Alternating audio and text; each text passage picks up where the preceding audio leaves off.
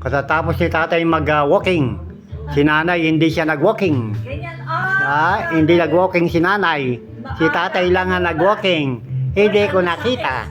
Oo. Para kang para kayong lilipad Oo. Alas 6 pala. Oo, baka magkakasakitan yung mga bata.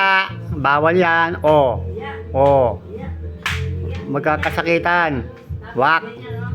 Huwag kayo nagkakasakitan. Para hindi kayo na high blood. Ganyan lang, exercise. Inhale, exhale. Exhale, inhale. Yan. Tapos, kayo ay mag-aalmusal na. Ay, ang sarap ng almusal ko.